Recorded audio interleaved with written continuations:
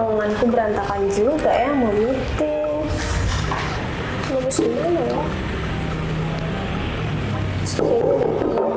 Masuk. Hai Kak, Hai Sukma. kamu lagi sibuk ya? Enggak sih, ini cuma beresin ruangan aja, soalnya nanti saya mau meeting. Tumben kamu baru kelihatan, dari mana? Iya nih Kak, aku tuh habis dari klien. Nah, klien tuh tanya tentang persoalan mereka yang minjemin modal ke perusahaan rekanannya. Nah, itu store modal atau pinjaman usaha? Katanya sih pinjaman usaha Kak, dimana mereka itu lagi ngejalanin suatu proyek yang lumayan besar. Nah, proyeknya itu kekurangan dana. Wah, biasa sih itu. Pasti ada selisih hitungan bunga, makanya nggak sesuai. Iya nih Kak, ternyata bunga atas pinjaman itu terutang pajak juga ya. Nah, bener mah. Jadi bunga yang terutang ke pihak lain itu bisa terutang pajak juga loh. Iya betul juga ya Kak, aku juga udah jelasin ke klien loh masalah tadi. Wah, serius? Pinter dong kamu udah berani jelasin ke klien. Ya kan berkat bimbingan kakak semua, aku jadi terus belajar biar bisa berkembang dan sepinter kalian. Wah, seneng aku dengarnya kamu punya semangat kayak gitu. Nah, tapi emang benar sih kalau menjadi konsultan yang baik itu harus terus rajin membaca, belajar, dan berkembang supaya kita menjadi konsultan yang baik. Nah, selain itu mempunyai networking yang bagus itu penting loh, Ma. Ya nih Kak, aku lagi di tahap itu. Tapi aku mau tahu nih pendapat kakak terkait masalah tadi. Nah, kira-kira yang aku udah jelasin ke klien itu benar apa enggak ya? Boleh sih nanti setelah aku meeting, tapi ya nanti kita diskusi dan sharing masalah pajak atas bunga pinjaman ini ya. Oke deh Kak, aku tunggu ya. Oke. Hai kawan Catra. Bertemu lagi dengan saya Julia, Saya Sukma di YouTube channel Jurnal Catra, YouTube channel yang bahas seputar perpajakan, akuntansi, dan bisnis.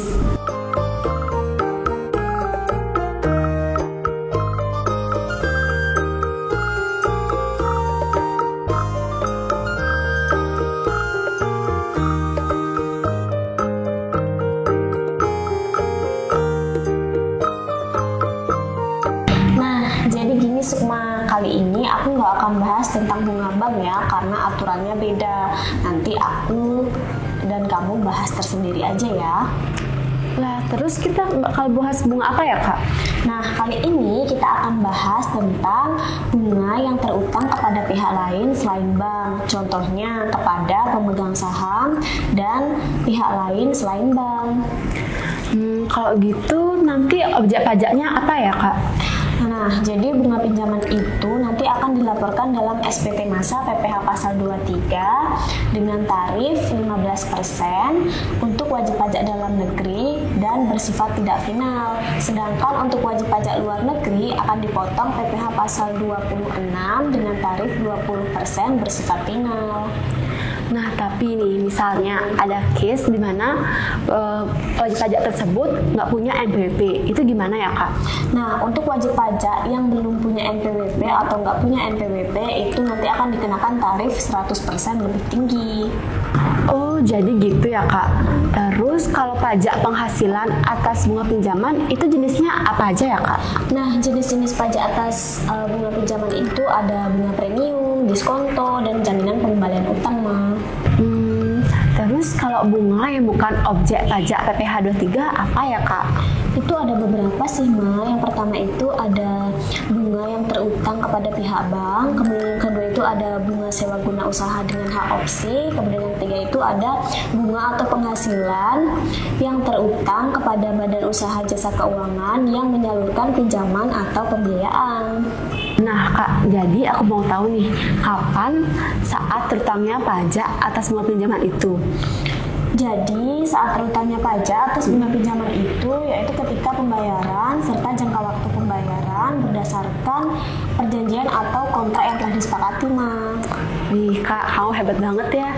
Nah, gini nih sekarang, aku pengen tahu gimana caranya ngisi SPT masanya. Boleh, nanti aku kasih tahu deh gimana caranya ngisi SPT Masa PPh Pasal 23. Itu gampang banget kok, Ma. Wih, hebat nih, Kak. Aku tunggu ya. Oke, siap deh. Nah, jadi kawan Catra, sebelum kita membuat SPP masa PPh pasal 23 atas bunga pinjaman ini, kita akan membuat bukti potong dan e-billingnya terlebih dahulu. Jadi langkah-langkahnya, silahkan kawan Catra mengunjungi website DJP Online. Setelah itu, silahkan masukkan NIK atau NPWP, kata sandi, dan kode CAPTCHA kalian. Setelah itu, klik login. Nah, jika kawan Catra sudah berhasil untuk klik login, kawan Catra akan masuk ke menu lapor, kemudian pilih menu pajak penghasilan. Setelah itu, kalian bisa pilih menu PPh pasal 4 ayat 2, 15, 22, dan 23, kemudian klik rekam. Nah, di sini kita akan membuat bukti potongnya terlebih dahulu. Kita pilih tahun pajak. Setelah itu, pilih masa pajak yang akan kalian buat bukti potongnya.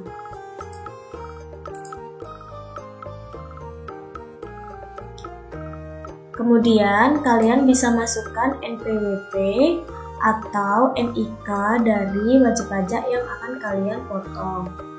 Di sini saya akan menggunakan NPWP. Nah, jika NPWP yang kalian input sudah benar, maka sistem akan secara otomatis menampilkan nama wajib pajak yang memiliki NPWP tersebut. Kemudian klik berikutnya. Nah, di sini kalian bisa masukkan kode objek pajak. Nah, untuk bunga pinjaman itu, kode pajaknya yaitu 102. Nah, di sini karena bunga pinjaman itu bukan dikenakan PP pasal 4 ayat 2, kalian bisa pilih kode objek pajak 2410201.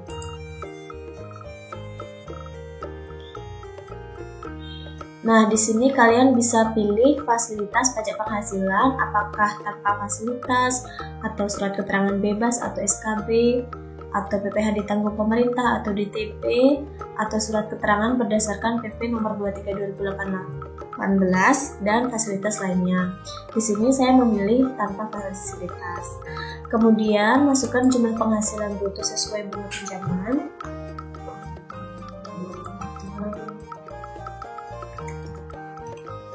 Nah, di sini secara otomatis sistem akan menghitung PPh yang dipotong atau dipungut sesuai dengan tarifnya 15%. Nah, setelah itu kalian bisa pilih berikutnya. Nah, di sini kita akan diminta untuk memasukkan nama dokumen, nomor dokumen, tanggal. Kita bisa pilih tambah. Kemudian pilih nama dokumen. Di sini kalian bisa pilih faktur pajak, invoice, pengumuman, surat perjanjian, bukti pembayaran, atau akta perikatan. Di sini saya memilih invoice. Kemudian masukkan nomor invoice. Dan jangan lupa di sini kita bisa input tanggal invoice. Kemudian klik tambahkan. Jika sudah, kita bisa klik berikutnya. Nah, di sini kita bisa mengisi identitas pemotong pajak. Yang pertama yaitu ada penanda tangan, yaitu sebagai pengurus. Kemudian setelah itu pilih nama penanda tangan.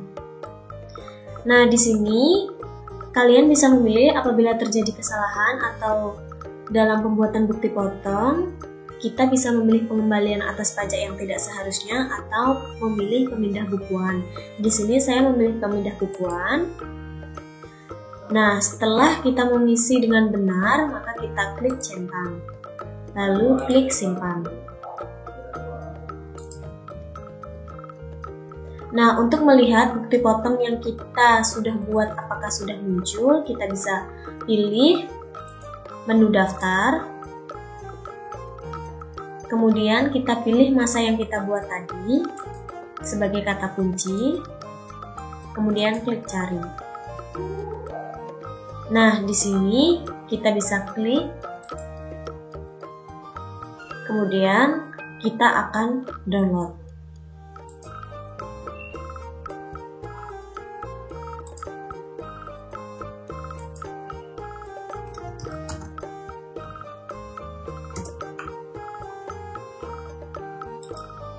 Nah, setelah kita download, kita bisa mengeceknya di bukti download.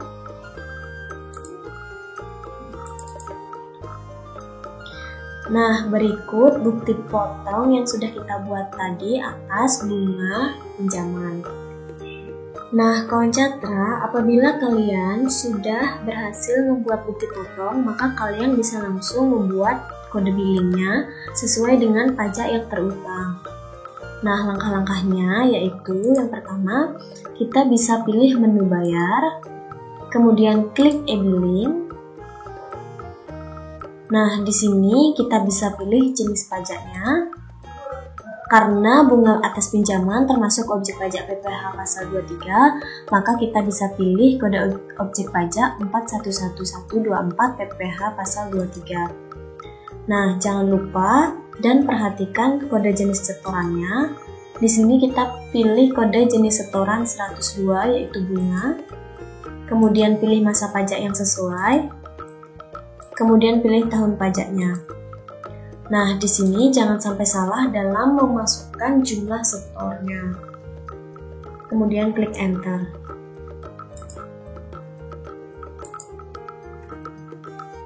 Setelah itu, klik buat kode billing. Nah, di sini kita akan diminta untuk memasukkan kode keamanannya, kemudian klik submit. Nah, sebelum kita mencetak kode billing tersebut, kita pastikan lagi untuk kita cek apakah NPWP, nama, alamat, jenis pajak, jenis setoran, masa pajak, tahun pajak, jumlah setornya sudah sesuai. Setelah itu, kita bisa klik cetak. Nah, jika kawan Catra sudah memperoleh kode billing, kalian bisa langsung melakukan pembayaran. Jika kalian sudah melakukan pembayaran, maka otomatis akan muncul kode NTPN sebagai kode untuk kita validasi bahwa kita sudah melakukan penyetoran pajak yang terutang. Nah, jika kalian sudah melakukan pembayaran, maka kalian bisa langsung memposting bukti potong yang sudah kalian buat. Nah, di sini saya sudah melakukan posting bukti potong yang sudah saya buat atas bunga pinjaman. Setelah itu, jika kita sudah melakukan posting, maka kita bisa melakukan penyiapan SPT. Nah, di sini kita akan melakukan input penyetoran dengan memasukkan kode NTPN yang kita dapatkan tadi. Setelah itu, kita bisa langsung mencek lampiran-lampiran pada SPT kita. Nah, di sini jika kita sudah mencek lampiran SPT kita bisa langsung saja untuk lapor. Setelah kita lapor, maka kita akan mendapatkan bukti formulir surat pemberitahuan SPT masa pajak penghasilan unifikasi. Nah, di sini akan tertera pajak penghasilan PPh pasal 23 yang telah kita buat bukti potongnya. Secara langsung akan terakumulasi di PPh terutang. Nah, sampai di sini gampang kan cara membuat SPT masa PPh pasal 23? Oh gitu ya Kak caranya, ternyata gampang juga ya. Ma, bener banget. Sekarang kamu udah tahu kan gimana caranya ngisi SPT masa PPh pasal 23? Pastinya dong Kak. Sekarang aku tuh jadi tahu kalau bunga pinjaman juga terutang pajak. Bener banget. Nah, sekian dulu ya sharing dan video tutorial pada kali ini. Semoga apa yang kita sampaikan dapat bermanfaat bagi kawan Catra yang di rumah. Kawan Catra di rumah, jangan lupa like, komen, dan subscribe ya YouTube channel kita agar kawan Catra tidak ketinggalan update terbarunya. Sampai jumpa di video berikutnya.